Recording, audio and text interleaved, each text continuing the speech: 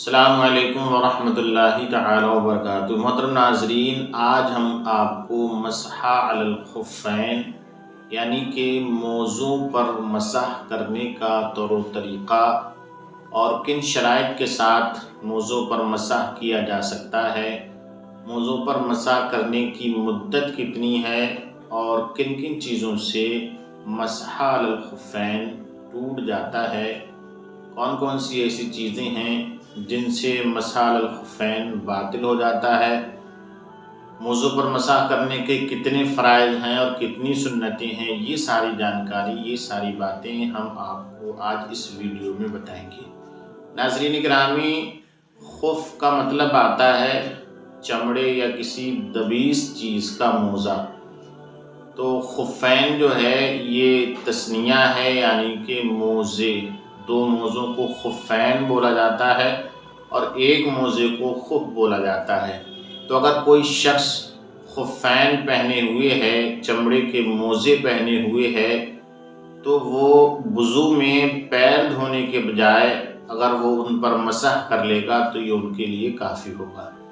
مسح کرنے کے لیے چند شرطیں ہیں۔ پہلی شرط یہ ہے کہ موزوں سے ٹخنے چھپ جائیں، اتنا ہونا ان کا ضروری ہے، یا اگر ٹخنے سے تھوڑے بہت نیچے ہیں کہ ایڑی چھپی ہوئی ہے تب بھی اس صورت میں مسح ہو جائے گا، البتہ ایڑیوں کا ہر حال میں چھپا ہونا یہ ضروری ہے۔ دوسری شرط یہ ہے کہ موزے جو ہوں وہ پیر سے چپٹے ہوئے ہوں اور بآسانی خوب اس میں چل پھر سکے۔ تیسری شرط یہ ہے کہ موزوں کا چمڑے کا ہونا ضروری ہے، یا کم از کم اس کا تلا جو ہو وہ چمڑے کا ہو، باقی حصہ کسی دبیس چیز کا ہو جیسے کہ مرچ وغیرہ ہے۔ عام طور سے ہم ہندوستان کے اندر اونی یا سوتی جو موزے پہنتے ہیں ان پر مسح جائز نہیں ہے، بلکہ ان موزوں کو نکال کر کے ہی پیر دھونا یہ فرض ہے۔ مزید ایک شرط یہ بھی ہے کہ ان موزوں کو، خفین کو، وضو کی حالت میں پہنا ہو۔ اگر کسی نے تیمم کر کے پہن لیا تو ان پر مسح درست نہیں ہوگا۔ اسی طریقے سے کسی جنوبی نے پہنا، یعنی کہ جس پر غسل فرض تھا، تو بھی مسح درست نہیں ہوگا۔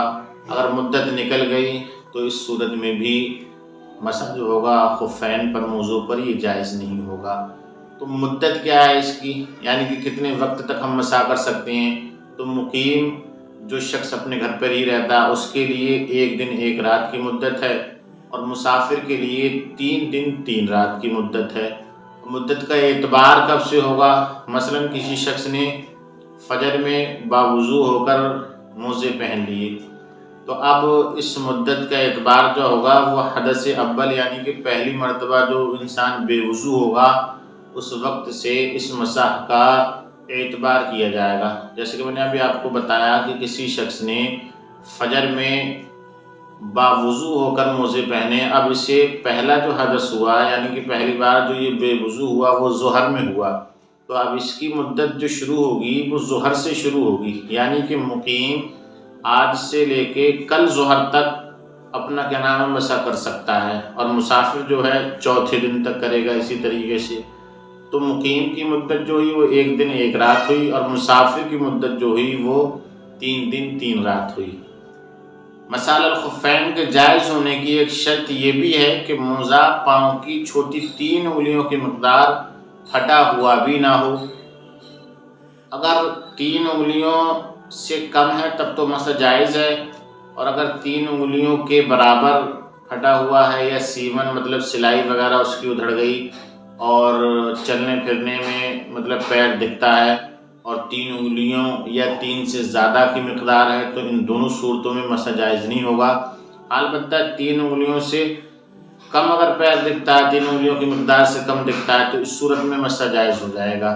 تو 3 انگلیاں یا اس سے زیادہ کھلا ہوا ہوگا اگر، تو ان دونوں صورتوں میں مسح نہیں ہوگا۔